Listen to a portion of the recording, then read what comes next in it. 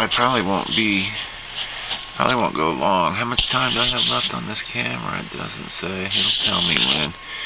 But I decided to make a bunch more vlogs that are time bombed. In other words, they'll be released in the future automatically, although YouTube will eventually be broken up into different companies. Antitrust, graft, corruption, you name it, it's going on there. It's so obvious. I just woke up. I've decided, like I said, to make more that are time bombed. But, yeah, you know, I mean, anything in life, in my life, especially in business, I was able to sort of figure out, really pretty quick that, boy, my ashtray needs emptied big time. I was able to figure out pretty quick that anytime there's money and people involved, and if you want to know something, if something is corrupt or illegal or not proper in the world, all you have to do is just realize that people are involved, and absolutely yes, you'll figure out there's all kinds of, everybody's trying to cheat their way to the top, and you know, it's the kind of thing where this is the first time I haven't woken up. In fact, that's spam from YouTube themselves. Either something's wrong with the computer or something isn't happening right when there's not a complete, there was only one. Normally there's about, every single time I wake up 3 or 4 times a day, there's probably 50 usually emails, comments, subscribers. 22 people a day subscribe to me on average. I mean, I'm gonna have a cigarette and a cup of tea. My dad, he died a few years ago, and left I got a check for $1,300 from some mineral rights he had and stuff. You know, I wanted to say a few things about my dad. I mean, that was the cup of tea. Like I said, this will be released in the future, so, you know, before I say anything about my dad, you know, something happened to me. I'll put this for 10 years in the future, probably. But something happened to me. It's like that movie with John Travolta, Phenomenon. I've done music all my life, and played all the instruments, but something happened in the last, I don't know if I could pinpoint when even,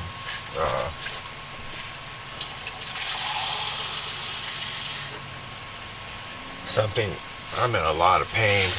I know I'm going to die now. I have obvious cardiovascular issues. My chest like an elephant on my chest. But something opened up in me, and I'm able to understand music in a way that I don't think anybody understands it. And that's bold, but the relationships of instruments and notes and sound and mixes especially. There's not even any hit or miss in the mixes I do now. It's I can make everything happen exactly as I want. It's just about taking the time to do it, you know. I noticed with the real-time vlogs, by the way,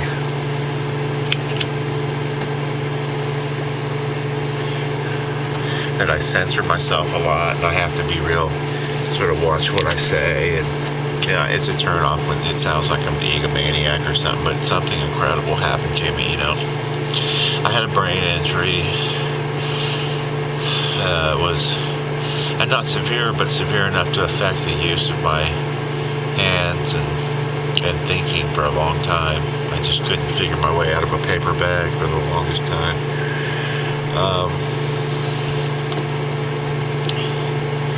I live alone here in this fucking RV. It was a prison at first. It's now kind of a paradise. I just love music, and I'm able to replicate and better improve technically and artistically any song by a lot, but getting anybody to notice that,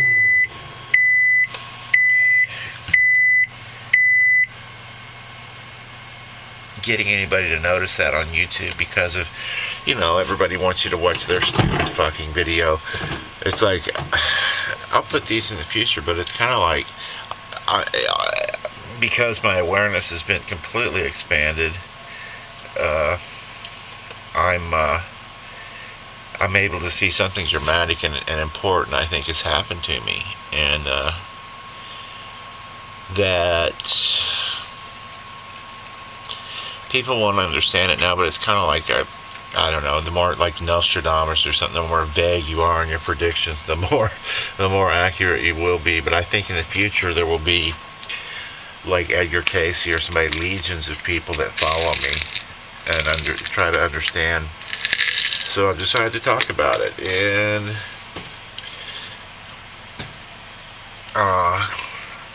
try to leave a trail.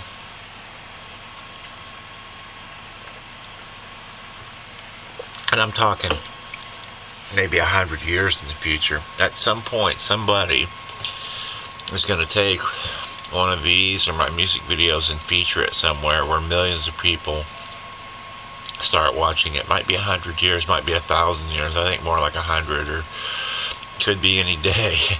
Who knows? But I'll be dead. I'm trying to leave a trail and show my work,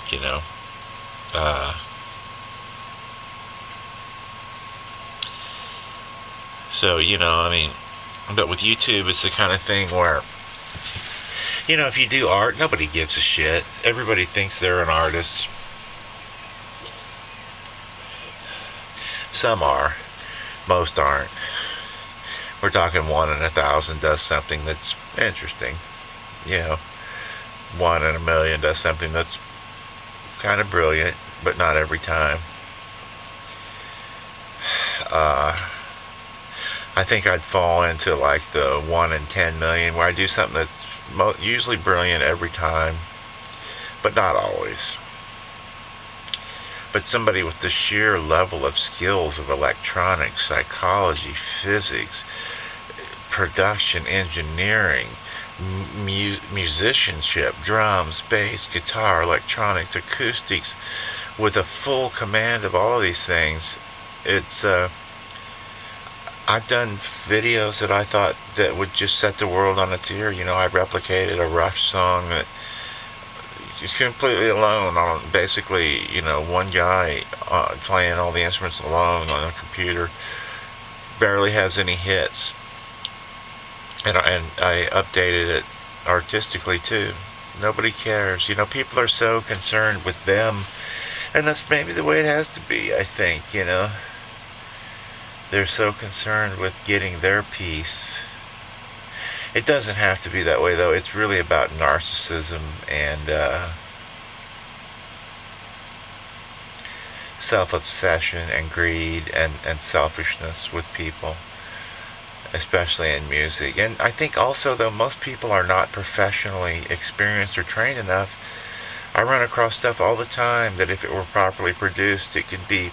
And production is sort of learning how to professionally present something that's not all that good as something that is stunning, That's the art of production. Every record ever made does it. And usually it's tricks, it's tricks. The birds, I don't like the extra noise on or the computer here.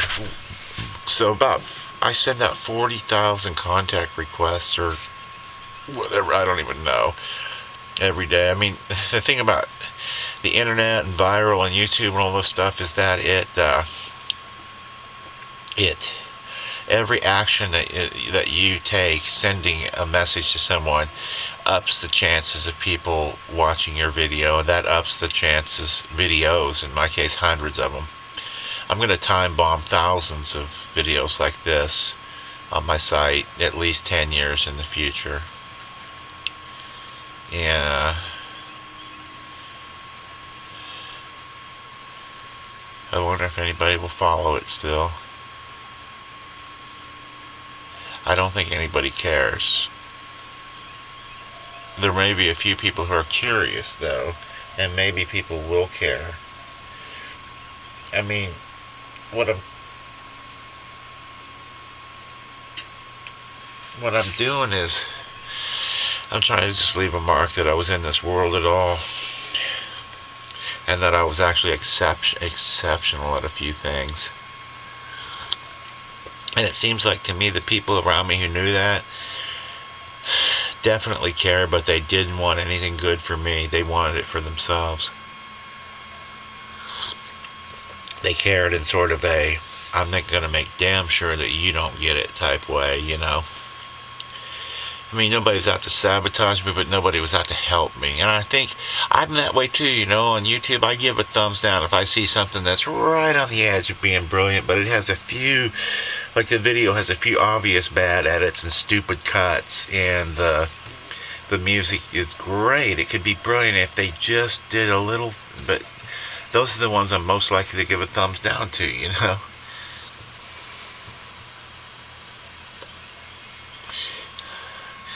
My dad. Shit, I don't even want to get started. I mean, he was, I grew up in terror. He terrified me. He was a violent, sort of prone to explosive outbursts and emotional outbursts and emotional problems, and I think probably not bipolar especially, but almost schizophrenic, hidden, untreated, closeted. What the fuck? Fucking with that old house. But I think he was an untreated schizophrenic, maybe a sort of weird, like psychotic, untreated, or he kept it hidden mostly. He was good at it, you know. But the thing with it is nobody had a bigger influence in my life. This money reminded me of him, you know. But a bigger he taught me shame, he taught me fear, and a couple other negative things, and not much else, you know. I was terrified. When I was a kid, he nearly beat me to death once. And when I was 4 years old, I know that because the place we lived and all the other kids went to kindergarten and I didn't get to because I wasn't old enough. Next year I would get to go. He came home from work one day and his shadow darkened my doorway, and I was playing with my toys, and I just said, this is a day that changed my whole life, you know. And I said, hey Daddy, I want the new G.I. Joe. It was G.I. Joe too, I want the Jeep. It was for G.I. Joe. And he lit into me, all you do is want, you fucking kids, you worthless piece of shit, you just want, you never do anything. And he bootlicked me around that room, and he taught me all in one sort of pass in that day that I was worthless and worthy of nothing, you know. And so all through school I would win awards. I would never show up to collect them, or wouldn't admit that I was good enough, or if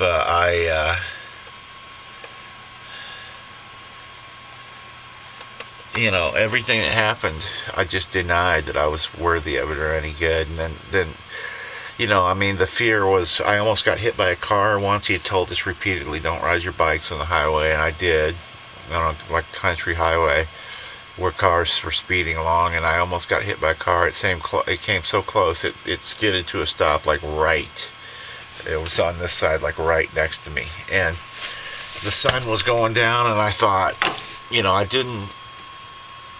it scared me, but I didn't freak out. But as they drove away and me and my brothers and sisters were walking up the driveway, I heard a hammer strike an anvil, dang, in the barn, and I knew my dad was there, and I knew he could have heard that, you know, that I'd been on the highway. And at that point, I peed my pants a little bit, because that's the only time in my life I ever peed my pants, you know, because it was it was, it scared me more than death to deal with my dad. And he was, like I said, a man who was prone to explosive and violent outbursts. And you know, it's once before a flute recital, he sat down, and it was just me and him. It was always me and him alone when he became really super abusive. That's a pretty typical pattern with parents who are like that. And also, he chose a favorite son that he just lavished fucking, you know, attention on and stuff. And that son, my brother Craig, turned out, he has a way overextended sense of self worth and self-value and self-entitlement, you know. He once basically manipulated an inheritance to steal money from the rest of us. He's still living that down, you know. But he got the money. But he can still sit down and tell you why he's more valuable than you are and why he doesn't. I mean, he really believes this shit, you know. And,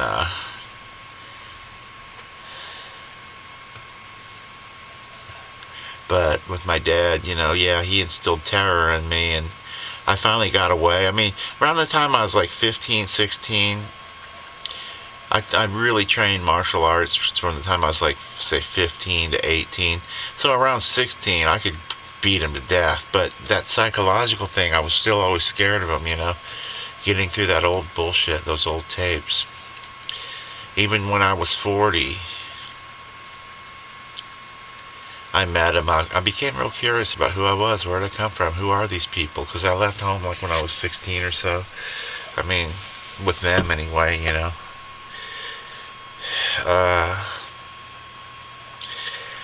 And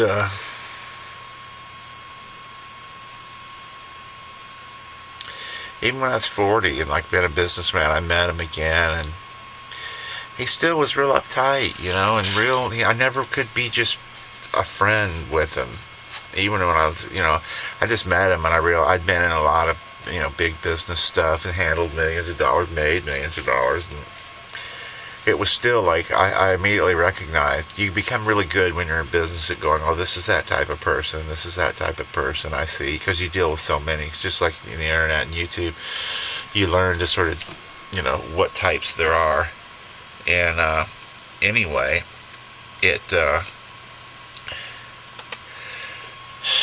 I realized right away, oh, he's just one of those uptight assholes that just can never be like tread that line between being friendly and personable and just being an uptight, you know, all business asshole. And so all business can be good, but not with your people you're supposedly family and friends with, you know. Boundaries are boundaries, but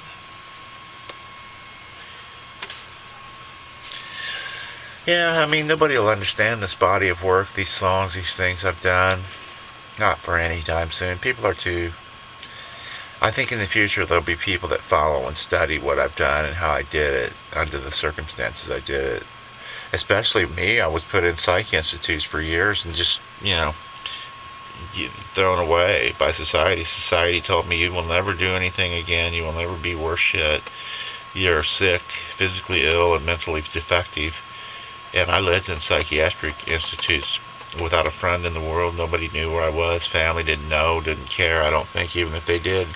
What could they do? I was a big boy, you know. That was scary. That was scary in a way, but I've always just kind of been able to go, you know, this is what it is. A couple of people follow me now, you know, few, I mean thousands on the music site, and, you know, hundreds on the vlog side, although a couple hundred maybe, I think 2, 3, 4, I don't know how. I'm not advertising this vlog site. Most people who run across it just run across it by accident. It's kind of like me when I run across a new vlog. It's like sometimes I watch them, but I don't want to get involved in yet another one, you know.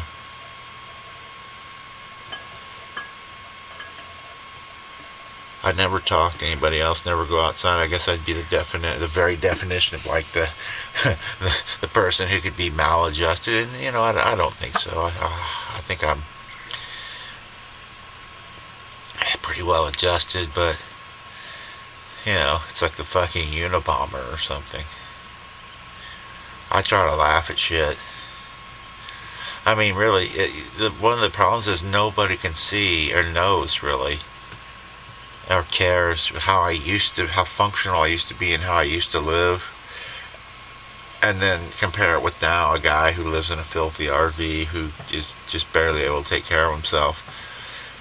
There's not anyone insisting like, oh, I'm going to help you or take care of you or do anything. No, people just, they have to, I think, but also they just don't give a shit. And there's a lot of stuff, they just sort of pass you by. The world was ready to abandon me. And, I may start going for 50,000 a day with Hal. Oh, there is 50,000. Cool. Couldn't believe there wasn't any email. Normally there's email out the ass. It runs in cycles, though, too. And some of these I'll take clips from this for I wanted to make a movie about my life, but I'm not. Because it has been just so weird. And so I've had so many. I mean, I've gotten to know, like, dozens of